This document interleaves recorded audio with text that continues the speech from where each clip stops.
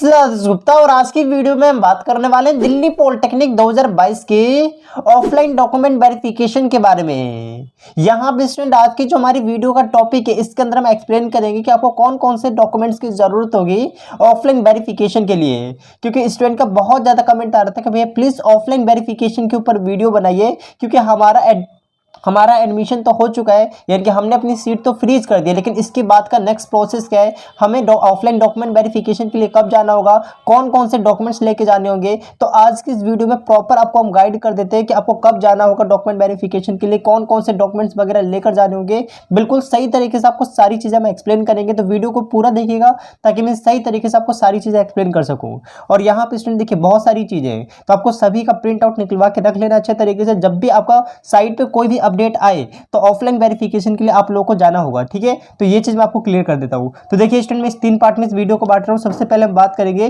कि offline verification के लिए कब जाना होगा, ठीक है। पहले हम इसको डिस्कस करेंगे, ऑफलाइन वेरिफिकेशन के लिए कब जाना होगा, ठीक है। इसको हम पहले डिस्कस करेंगे। दूसरी चीज, कौन कौन से डॉक्यूमेंट लगेंगे, यानी कि कितने तरीके के डॉक्यूमेंट होंगे जो लगेंगे आपके, ठीक है। इसको मैं डिस्कस करूंगा। और साथ में किसका प्रिंट आपको निकलवा के रखना है, कौन से डॉक्यूमेंट ज्यादा इंपॉर्टेंट है, इसको भी हम डिस्कस करेंगे। तो वीडियो को देखते रहिएगा ताकि आपको सही तरीके से सारी चीज समझा सकूं। तो देखिए सबसे पहले हम बात करते हैं आपको ऑफलाइन वेरिफिकेशन के लिए कब जाना होगा। तो देखिए ऑफलाइन वेरिफिकेशन के लिए जब आपका पूरा थर्ड राउंड कंप्लीट हो जाएगा ना, जब आपका राउंड नंबर थर्ड यानी कि राउंड नंबर 3 जब पूरा कंप्लीट हो जाएगा, पूरा कंप्लीट हो जाएगा, यानी कि मान लीजिए 18 तारीख या 20 तारीख को कंप्लीट हो जाएगा। जब भी ये पूरा कंप्लीट हो जाएगा तो इसके बाद आपकी साइट पे कोई डेट आएगा, जब आपका कॉलेज खुलेगा ना, जब आपको कॉलेज में बुलाएंगे तब आपको ऑफलाइन वेरिफिकेशन के लिए जाना होगा, अभी नहीं जाना है, ठीक है।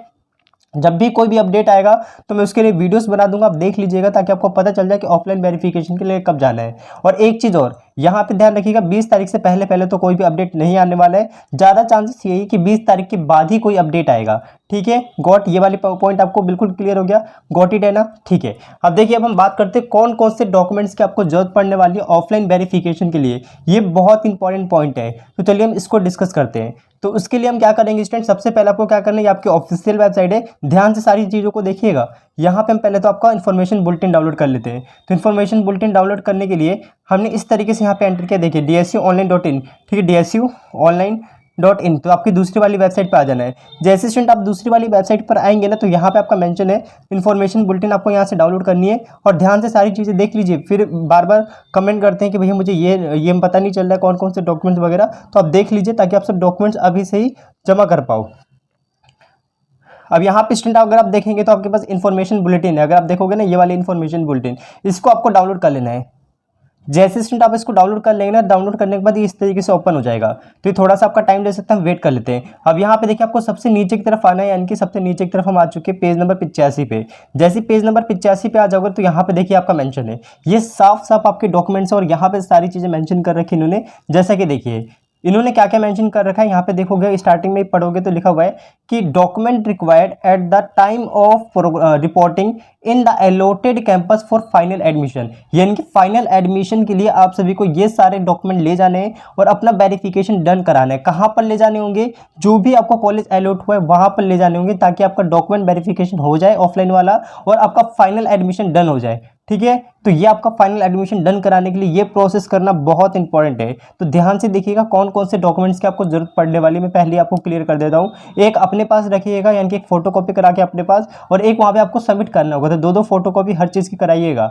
यहाँ पे देखिए पहला आपका क्या मेंशन है यहाँ पे, तो अगर हम देखें तो पहली चीज़ इन्होंने मेंशन कर रखी है यहाँ पे, अगर आप देखेंगे तो पहला इन्होंने मेंशन कर रखा है पेमेंट की रिसिप्ट चाहिए होगी, यानी कि पेमेंट की रिसिप्ट चाहिए होगी ऑनलाइन। यहाँ पे देख सकते हो online admission fee payment made by the candidate, यानी कि आपने जो भी ऑनलाइन पेमेंट करी है ना 8,000 रुपये की, उसका आपको क्या चाहिए होगा, स्लिप चाहिए होगा। वेरी इंपॉर्टेंट चीज़ है, आपको उसका स्लिप चाहिए होगा, यानी कि 7,875 रुपये आपने जो भी पेमेंट करी है ना, उसका आपको क्या चाहिए होगा, स्लिप चाहिए होगा। सबसे इंपॉर्टेंट चीज़ यहाँ पे इन्होंने मैंशन कर रखा है, ठीक है। अब देखो अगर उसका स्लिप नहीं निकल पा रहा है, अगर उसका प्रिंट नहीं निकल पा रहा है, तो आप क्या करोगे, उसका स्क्रीनशॉट लेके प्रिंट निकलवा लीजिएगा। ये तो आपको पता ही है कैसे निकालना है। आपको अपनी आईडी पे जाना है, वहाँ पे लॉगिन करना है, लॉगिन करने के बाद वहाँ से निकलवा लीजिएगा, ठीक है। सही है आपको, ठीक है। दूसरी चीज़ देखिए, एक बार अगर आप देखेंगे तो दूसरी चीज़ हमारे पास क्या है, कॉपी, और हाँ इसको दो निकलवा लीजिएगा, एक अपने पास रखिएगा, एक आपको वहाँ पर जमा करना होगा, ठीक है। नेक्स्ट यहाँ पे देखिए copy of candidate profile registration देख सकते हो यहाँ पे आपको जो कैंडिडेट का प्रोफाइल है ना, यानी कि जो रजिस्ट्रेशन फॉर्म है, एप्लीकेशन फॉर्म, उसका प्रिंट आपको चाहिए होगा। ये दूसरा आपका डॉक्यूमेंट हो गया, ठीक है। 2 डॉक्यूमेंट अभी तक हो चुके हैं। तीसरा देखिए सबसे इंपॉर्टेंट, तीसरे पे मेंशन कर रखा है कॉपी ऑफ, यहाँ पे अगर आप देखोगे तो copy of choice submitted by candidate, यानी कि जो भी आपने चॉइस सबमिशन करी है ना, उसकी कॉपी चाहिए होगी, ठीक है। जो भी आप चॉइस सबमिशन करोगे उसकी आपको फोटोकॉपी चाहिए होगी, तो प्लीज़ उसका भी प्रिंट निकलवा के रख लीजिएगा। ये वेरी इंपॉर्टेंट डॉक्यूमेंट है आपका। तो 3 डॉक्यूमेंट हो गए, ठीक है। नेक्स्ट यहाँ पे देखिए 4th नंबर पे, तो 4th नंबर पे क्या मेंशन है कि copy of provisional allotment letter, यानी कि आपको अलॉटमेंट लेटर, यानी कि जिस भी कॉलेज में आपका नाम आया है तो आपके पास अलॉटमेंट लेटर आया होगा, तो उस अलॉटमेंट लेटर को डाउनलोड कर लीजिएगा। ये आपका है चौथा डॉक्यूमेंट, और ये सबसे इंपॉर्टेंट डॉक्यूमेंट है, ठीक है। मैं आपको बताना चाहता हूँ सबसे इंपॉर्टेंट डॉक्यूमेंट है, इसके बिना कुछ नहीं हो सकता। आपका आई कार्ड भी बनेगा, आई कार्ड भी नहीं बनेगा, एडमिशन भी नहीं होगा, और इसके बिना कोई भी प्रोसेस नहीं हो सकता है। तो ये जो चौथा डॉक्यूमेंट मैंने बताया, ये सबसे इंपॉर्टेंट डॉक्यूमेंट है। और ये चारों डॉक्यूमेंट अगर आप देखोगे, पहला फी रिसिप्ट, दूसरा रजिस्ट्रेशन फॉर्म, तीसरा आपका है चॉइस सबमिशन, और चौथा आपके पास है प्रोविजनल लेटर, ये सभी के सभी आपकी साइट पर उपलब्ध है। ये चारों आपको वहीं से मिल जाएंगे। आप जब लॉगिन करोगे ना तो आपको वहीं से मिल जाएंगे। तो ये 4 डॉक्यूमेंट तो सबसे इंपॉर्टेंट थे, ठीक है। अब देखिए नेक्स्ट हम बात करते हैं अगला कौन सा है। तो इन्होंने क्या क्या मेंशन कर रखा है, देखिए 5th नंबर पर इन्होंने क्या मेंशन किया, मैं एक बार इसको जूम कर लेता हूँ। हाँ, यहाँ पे देखिए, तो 5th नंबर पे मेंशन कर रखा है कि proof of date of birth, यानी कि डेट ऑफ बर्थ का प्रूफ चाहिए होगा। यानी कि सेकंड, देख सकते हो यहाँ पे सेकेंडरी स्कूल सर्टिफिकेट, यानी कि जो 10th का आपका सर्टिफिकेट है ना, वो चाहिए होगा। एक तो आपको ओरिजिनल चाहिए, और यहाँ पे लिखा है कि सेल्फ अटैच आपको अपना रखना है। तो मैं आपको समझाता हूँ। देखो, आपको जो मार्कशीट मिली होगी वो जमा कर दीजिएगा, वो ओरिजिनल जमा होगा, और साथ में उसकी फोटो कॉपी करा के आपको एक अपने पास रखनी है, ठीक है। ये 5वां डॉक्यूमेंट हो गया। अगर proof of date of birth नहीं है तो आप 10th का मार्कशीट दे सकते हो, आराम से चल जाएगा वो, ठीक है, राइट। तो ये आपका हो गया 5वें नंबर का। आई थिंक ये आपको क्लियर हो गया होगा। अब देखिए यहाँ पे 6th नंबर का क्या मेंशन है। तो 6th नंबर पे मेंशन कर रखा है certificate and marksheet. Certificate and marksheet चाहिए 12th क्लास की, अगर आप एप्लीकेबल हो तो। एप्लीकेबल होने का क्या मतलब है, अगर आपने 12th कर रखी है तो। अगर नहीं कर रखा है तो इसकी कोई भी आपको जरूरत नहीं पड़ने वाली है, क्लियर है, राइट। अब देखिए नेक्स्ट हमारा क्या है 7th नंबर पर। तो अगर आप ये देखेंगे 7th नंबर पर, तो ये सारी चीज़ें इतनी इंपॉर्टेंट नहीं है, मैं आपको बता देता हूँ। यहाँ पे देखने की 7th नंबर वाला इफ एप्लीकेबल होगा। ये भी इन्होंने बोला कि DSU CET score card, sorry ये इंपॉर्टेंट है, ठीक है, ये इंपॉर्टेंट है आपका, ठीक है, मैंने ध्यान नहीं दिया, ये इंपॉर्टेंट है।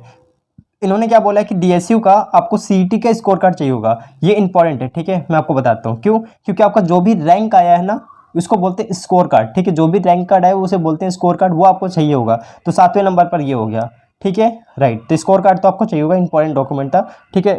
और आगे देखिए, यहाँ पे आगे अगर आप देखेंगे तो 8th नंबर पे आपका क्या मेंशन है, अगर आप देखेंगे तो 8th नंबर पे इन्होंने मेंशन कर रखा है। मैं थोड़ा सा इसको जूम आउट इस तरीके से कर लेता हूँ। अब देखिएगा जरा, यहाँ पे इन्होंने मेंशन कर रखा है 8वें नंबर पर कि सर्टिफिकेट चाहिए होगा एंड मार्कशीट चाहिए होगा, किसका, क्वालिफिकेशन एग्जामिनेशन का, यानी कि जो भी एग्जामिनेशन क्वालिफाई कर रखा है। जैसे मान लीजिए 10th के बेस पे आपने फॉर्म भर रखा है, या फिर 12th के बेस पर, या फिर ITI के बेस पर, तो उनका बोला इनने कि आपको सर्टिफिकेट चाहिए होगा और मार्कशीट चाहिए होगा, ठीक है। ये चीज़ आपको ध्यान रखनी है। और यहाँ पे बोल रखा है इन्होंने कि इशू बाय द बोर्ड और यूनिवर्सिटी, यानी कि बोर्ड और यूनिवर्सिटी के द्वारा इशू होना चाहिए। और इन्होंने बोल रखा है आपको ओरिजिनल जमा करना होगा, और एक अपने पास सेल्फ अटैच रखना होगा। अगर मान लीजिए आपको अभी तक ओरिजिनल नहीं मिला है, जैसे कि देख सकते हो, in case the original certificate is not awarded at the level of your institute, देख सकते हो, अगर आपको नहीं मिला है तो इन्होंने बोला है कि आपको प्रोविजनल सर्टिफिकेट जमा करना होगा। जो आप डाउनलोड करोगे ना, जो आपकी वेबसाइट पर देखो आपका रिजल्ट आया होगा, तो अपने वेबसाइट से डाउनलोड किया ही होगा। तो वेबसाइट से डाउनलोड करने के बाद वहाँ पे इन्होंने बोल रखा है कि आपको प्रिंसिपल वगैरह के साइन करा लें, स्टम्प करा लें, वो आपको प्रोविजनल की तरह वर्क करेगा, ठीक है। अगर आपको ओरिजिनल नहीं मिला है तो, जो 2022 में उनको ओरिजिनल नहीं मिला होगा, तो उनको ये कर लेना है, ठीक है। नेक्स्ट यहाँ पे देखिए हमारा 9वें नंबर पे क्या मेंशन है। तो 9th नंबर पे अगर आप देखेंगे स्टूडेंट, तो 9th नंबर पे इन्होंने मेंशन कर रखा है कि SC ST का आपको क्या चाहिए, सर्टिफिकेट चाहिए, और OBC का भी आपको सर्टिफिकेट चाहिए होगा। ये चीज़ आपको ध्यान रखनी है, सबसे इंपॉर्टेंट डॉक्यूमेंट ये है आपका, तो ये आपको चाहिए ही होगा। नेक्स्ट यहाँ पे देखेंगे तो हमारे पास मेंशन है 10th नंबर पर, 10th नंबर का।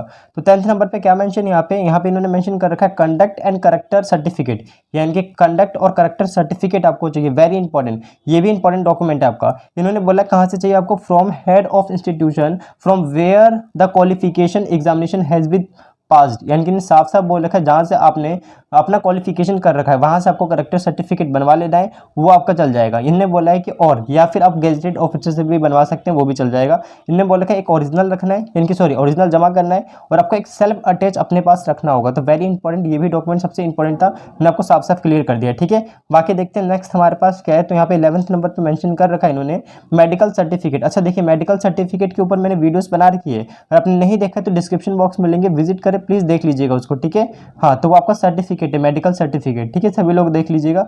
नेक्स्ट यहाँ पे देखेंगे तो 12th नंबर का आपका मेंशन है कि ट्रांसफ़र सर्टिफिकेट आपको चाहिए, ठीक है। ट्रांसफ़र सर्टिफिकेट या फिर स्कूल लिविंग सर्टिफिकेट या फिर माइग्रेशन सर्टिफिकेट, इनमें से एक आपको चाहिए होगा, कोई भी एक दे दोगे आपका चल जाएगा, ठीक है। तो ये आपको चाहिए होंगे, transfer certificate, school leaving certificate या फिर माइग्रेशन सर्टिफिकेट, ये ओरिजिनल चाहिए। देखो जहाँ जहाँ ओरिजिनल लिखा हुआ चाहिए होगा, यहाँ पे मेडिकल सर्टिफिकेट अगर देखोगे तो इन्होंने मेंशन कर रखा है ओरिजिनल चाहिए, ये भी आपका ओरिजिनल चाहिए। तो बस ये चीज़ आप ध्यान रखिएगा, ओरिजिनल जो चाहिए उनको ओरिजिनल ही जमा करना है, ठीक है, राइट। अब यहाँ पे देखिए नेक्स्ट हमारे पास क्या है, अगला इन्होंने बोला ईसीए या फिर आपका जो था लेटर ऑफ रिकमेंडेशन, ये चाहिए होगा अगर आपने एप्लीकेशन फॉर्म में यस किया है तो, अगर आपने यस नहीं किया तो आपको नहीं चाहिए, ठीक है। ये चीज़ आपको ध्यान रखना है। अगर आपने यस किया है फॉर्म भरते टाइम, रजिस्ट्रेशन फॉर्म आप जब भर रहे होंगे ना, तो वहाँ पे अगर आपने एलआर में यस किया है तब तो आपको जमा करना है, नहीं किया तो आपको नहीं करना होगा, ठीक है। यहाँ पे देख भी सकते हो इफ एप्लीकेबल लिखा हुआ है ना, इसलिए। फिर नेक्स्ट यहाँ पे देखोगे तो 4th नंबर पे आपका मेंशन है कि 2 पासपोर्ट साइज आपको फोटोग्राफ चाहिए होगी, वेरी इंपॉर्टेंट चीज़ है, ये भी आपको चाहिए होगा, ठीक है। तो ये सारी चीज़ आपको ध्यान में रखनी है। इतने सारे डॉक्यूमेंट्स थे, 14 के 14 डॉक्यूमेंट मैंने सही तरीके से आपको एक्सप्लेन करके बता दिए हैं। तो पहले के जो स्टार्टिंग के जो 4 हैं वो तो आपको अपनी साइट से मिल जाएगा बिल्कुल आसानी से, अभी भी आप यहाँ पे निकाल सकते हो। नेक्स्ट उसके बाद आपको 10th का डेट ऑफ बर्थ, सॉरी मेरा मतलब है डेट ऑफ बर्थ चाहिए, तो आप 10th का मार्कशीट दे दीजिएगा। 12th अगर आपने कर रखी है तो जमा करिएगा, वरना कोई बात नहीं है। बाकी आपका जो रैंक कार्ड है उसको भी आपको निकलवाना होगा, बाकी 10th की मार्कशीट निकलवानी होगी, ठीक है, मार्कशीट। और उसके बाद इन्होंने बोल रखा है कि अगर आपके पास कोई कैटेगरी है तो कैटेगरी सर्टिफिकेट भी चाहिए होगा। बाकी बोल रखा है इन्होंने कैरेक्टर सर्टिफिकेट भी आपका चाहिए होगा, ये इंपॉर्टेंट है आपका। फिर मेडिकल सर्टिफिकेट चाहिए होगा। फिर आप देख सकते हो 12वें नंबर पर मेंशन था कि ट्रांसफर सर्टिफिकेट या फिर स्कूल लिविंग सर्टिफिकेट या फिर आपको माइग्रेशन सर्टिफिकेट, तीनों में से एक कोई जमा कर देना ओरिजिनल।